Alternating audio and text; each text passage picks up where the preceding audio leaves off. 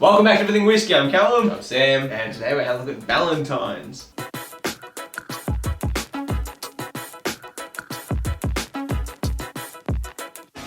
Yeah, so we've never tried this. Ballantine's is like, it won like second, well no, won. It had like the status of being the second largest selling Scotch in the world at some point in the previous few years, decade or whatever. It's a blend of over 50 single malts, so 50 different malt whiskies from 50 different distilleries, 4 single grain whiskies and stuff. There's a massive amount that goes into it. Not really quite sure the individual distilleries.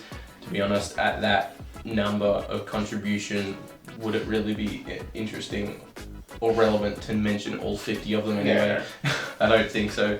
It's produced by Pernod Ricard. It's just a really popular classic blended whiskey, and we thought we might as well try it. This one, the Ballantines Finest, is like their oldest line, and it's meant to be really soft and sweet and stuff. And some of their other lines, they kind of tend towards different flavor profiles. This one's meant to be just like the most easygoing. I'm getting like molten honey. Molten honey. And you know what whiskey it reminded me of? I recently reviewed High Commissioner. Sweet fruits, as it's like letting it air out. Really there's no spice or ethanol kick on the nose. It's got this weird malty fruits. It's got a weird thunk. It smells like cauliflower. That was a joke. You son of a...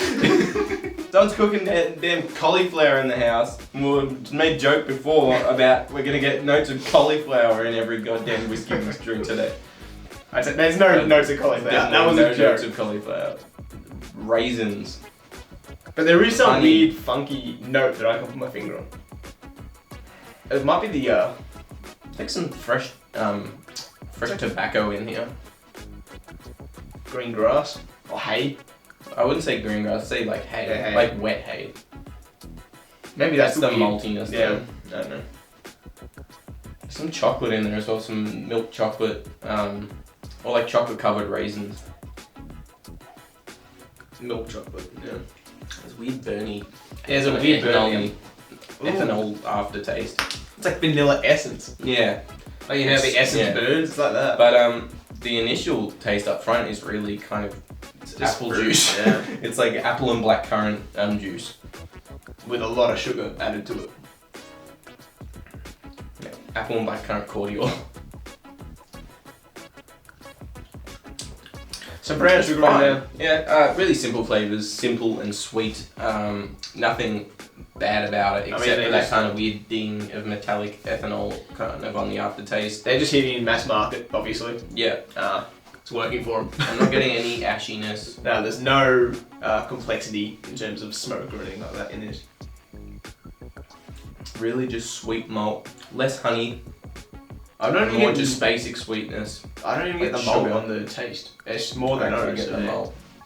I'm definitely getting the malt, just not like it's like a huge degree. It's like a honey liqueur for me on the taste. I'm not getting much honey. I'm getting sweetness, just not much honey. I'm getting like sugar, just basic sugar with some like fake fruit flavors. I'm not getting honey. I'm not getting that like cereal honey maltiness that we got on more expensive but still really like hitting mass market ones. Like you look at Dimples and stuff. Like Dimples is like rich honey like poured on top of, you know, the cereal, so you get the maltiness with the, you know, dried raisins and then the honey and stuff. Whereas this is just a bit more like flat and it's just a little bit less complex. Like it's clearly still going for the same or similar flavor profile, but it's just not got.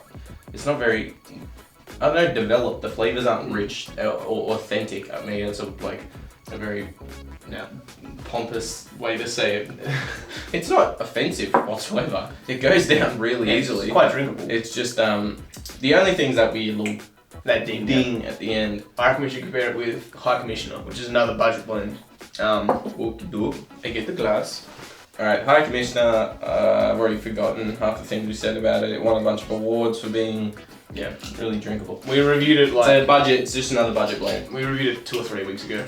I'll link it up. It must not have been particularly memorable because I totally forgot we even reviewed it. I liked it. We thought it was a nice budget blend. Yeah, I trust you, I just don't Must not have been like insanely interesting because I just don't remember it. I don't understand this lid. It seems like a really complex lid for something so basic. It's like one of those really densely packed ones with like a different seal and stuff. High Commissioner's got a bit more ethanol on the nose than I remember, and it's lighter.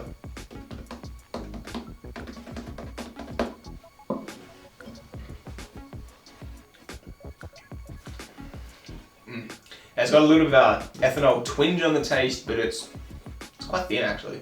A lot thinner than I remember. More malt in this. This is more just sweetness. Yeah, that on the taste is just sweetness as well. Give it a taste.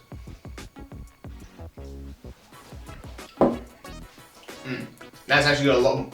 That feels like it's got a lot more body than the High Commissioner. That's just sugared water with some like weird. Yeah, with the weird ethanol. It's fine. It's just this does have a bit more of that malty, mulchy kind of It's presence. got a bit more punch in it, yeah. Yeah, but I don't know if I prefer it though, to be honest. It always happens. Like when we compare, the thing that we thought was good just seems to be thin. This does now coming back seem a bit better. Except for that weird spiciness on the end. It's not like It's like pepper. Maybe. it's like pepper. It's like there's spice in it, which whiskey and spice does not go together. But it's not like an alcohol burn. It's like an actual spice burn. It's bizarre. I mean, it's not I don't pudding like- for me. I'm not a big fan of it, but it still goes down really easily. Yeah. I don't know. Ballantines is probably one I'd get again for like specifically blending with Coke, I guess. We're not massive like whiskey and Coke people, but and when we are, we kind of prefer bourbons. But On the rocks as well, that would get rid of that weird. if you just had to ginger, I drink would something, imagine. maybe if you wanted something to take camping and you just wanted you didn't mind everyone having some kind of thing. Like Or if you're you're not going to bring a $150 bottle to camping and to share with people who don't really enjoy it. You just want to drink something everyone can enjoy. Or if you go for pre-drinks or something like that. It's fine. It tastes fine. It's not like blowing me away. It's kind of sitting in the same range as all those other budget ones. Just pretty friendly, but pretty basic. Weird spiciness. Not a fan of. But apart from that, it's perfectly fine. Yeah. No issues. Alrighty, thank you very much for watching this episode of Everything Whiskey. If you liked it, leave us a like. If you want to see future episodes from us, maybe consider hitting that subscribe button. If you do, we'll see you in the next one. Cheers. With the bottle.